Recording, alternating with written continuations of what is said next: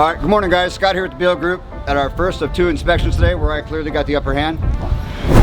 Come on in, let's see how few things we find when we locate the perfect house.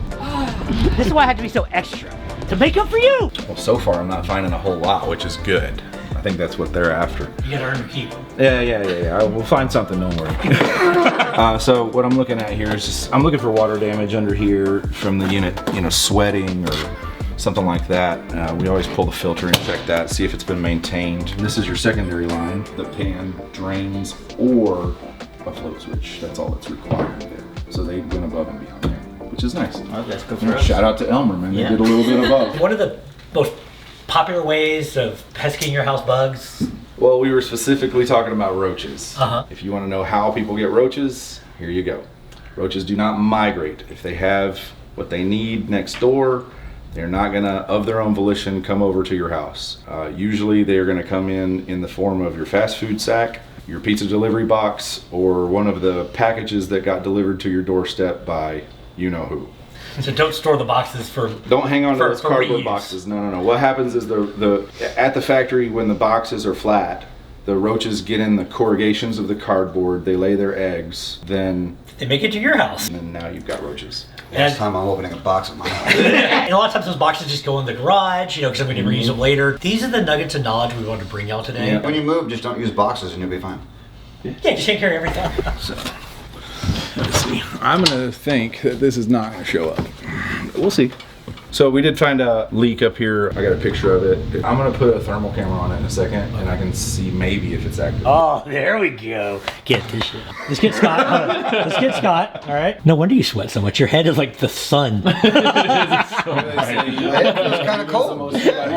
That's just air from the corner, right? But like these little cold areas like that, yeah, it could be a leak. Okay. But could just be insulation that's moved. Yeah, because you saw insulation was moved quite a bit earlier. Right. Okay. Right. Yeah. So I'm not going to assume leak until I see a leak. You're not seeing water with this. You're seeing a thermal anomaly, is the term. Now you have to figure out what that anomaly is. I'm going to go get a moisture meter and put it on there and confirm whether it's wet or not. Okay. And then you got to consider, well, has it rained lately, or could there be a plumbing problem in that area, or a condensation problem? Where's the water coming from? How did it get in here? Yeah. Where is it going? So you can't just end with this. Right.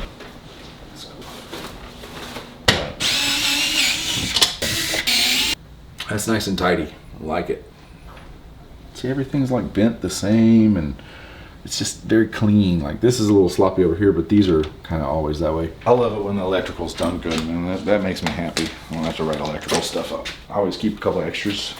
There's a screw missing there, Yeah. and I'm supposed to write that up as deficient, or just keep an extra screw in your pocket and put it in there. I like that better than having to write up, there's a panel screw missing at the sub panel.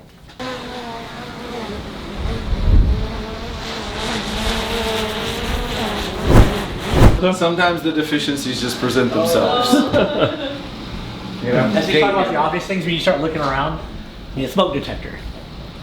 Oh. He drove him nuts, so he just pulled it off. It went off at 2 in the morning. He's like, forget it. All right, as a homeowner, you really should make sure that the inspector, when they come, has access to everything. So if you see here, they padlock the main panel to the house. Well, it makes it really hard to inspect it when they can't get in. So as the buyer's agent, I had to call the listing agent, and now they're on the way with the key. Another thing to keep in mind is in the garage. A lot of people like to use the garage to store, their extra items, declutter for the house, and I totally get it. But be sure that you leave your sprinklers, your water softener, your water heater, which may be in the garage, accessible for the inspector. Because if they can't inspect it, it's automatically going to be a deficiency. Definitely keep that in mind. I think I have it. Yeah, I don't. Got it? Yeah. When you're a homeowner and you need your home inspected, do whatever it takes. Good job. Another deficiency. So a lot of this house is cosmetic issues. Looks like just the maintenance wasn't necessarily being kept up with. It needs carpet, paint, small things. You can tell, like here, see all the extra lint and dust on this? Doesn't look too bad here, but that's what Nathan's for. He's gonna get in here and take a look on the inside, see if it's actually been serviced recently, what the coils are looking like. I do expect it to need an AC service. It's pretty typical for a house nowadays, especially a couple years old. When we come in here, we start looking around like here. There's enough light that you can see in here. Take a close look.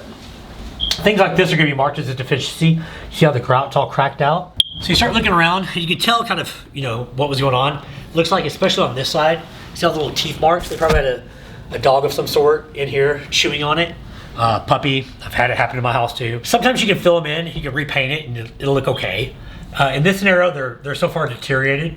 The best solution, more than likely, just get some wood, replace these, and it'll be the best thing for you. All right, so when we're going through a house, you see the straight line here? That's from settling typically. Now, a lot of people start worrying like, oh my God, I see this crack in it. You know, I'm worried. In my experience, you know, so 300 homes in the last 5 years. If you look how straight this is, it's actually where two pieces of sheetrock come together, so it's a natural weak point. You know, they tape and float it right there. A lot of times when you see that, it's just normal settling. It's actually not a big deal. Almost all houses will do that. What's really more concerning is if you start seeing a crack coming out from the corner and it cracks across the sheetrock and there's enough tension to actually break the sheetrock, that's a lot more concerning on what caused that as far as the settling.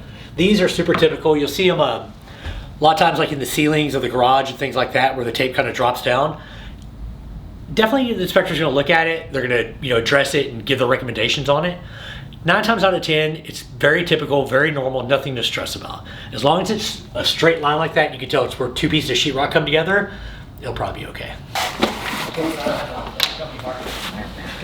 Oh, big dog. Right here. See how that's all loose?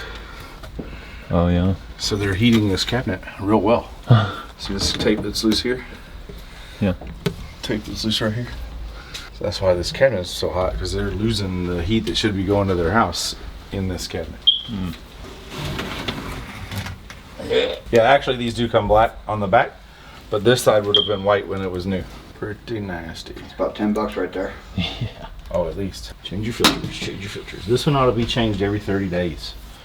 No more than every 6 weeks. We got this house for almost $100,000 under tax value, which will go a long ways to make these cosmetic repairs. A lot of these things, even though we're having the house inspected, a good agent, like, you know, I think me and Scott are, we can go in a house and we can kind of look at it and guide you for things to expect.